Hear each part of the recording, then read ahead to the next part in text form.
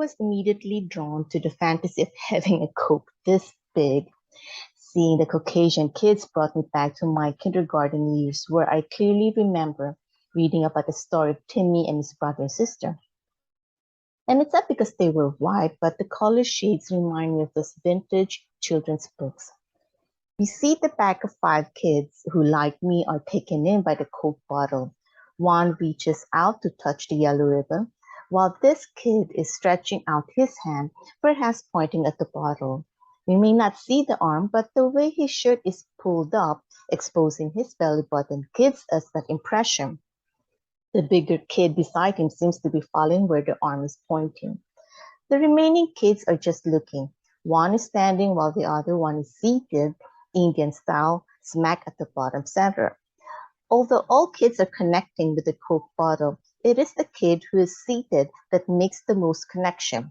Yes, more than the kid touching the ribbon. The kid seated carries the colors of the Coke on his shirt, gold yellow from the ribbon and the syrupy brown stripes from the soda. Even his hair is similar to the varying shades of the drink. There are only two stripes you see in this painting, on the straw and on the shirt. The straw has the upper part of a pozo or water pump. I don't know exactly how this is supposed to work given that no one is big and strong enough to lift the handle. It would be easier if it had a lotion pump. It may be high, but it would be easier to push the pump down than to push and pull the lever up and down. Going back to the yellow ribbon, now, if you're Filipino, you might read something political into that, and that's up to you. But given the vintagey feel of the picture, I think it's just a gift ribbon. The kids are looking at the Coke, and that's all they can see with all their innocent eyes. They may not notice or care for the shadow of a voluptuous figure of a woman. Back in the day, people used to refer to such shapely women as having a Coca-Cola body.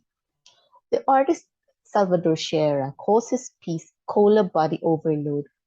Some people might call that sexist, but I call it misleading. The curves will be in the wrong places when one consumes it like water. As in everything else, moderation is the key. That is essential. Art is essential.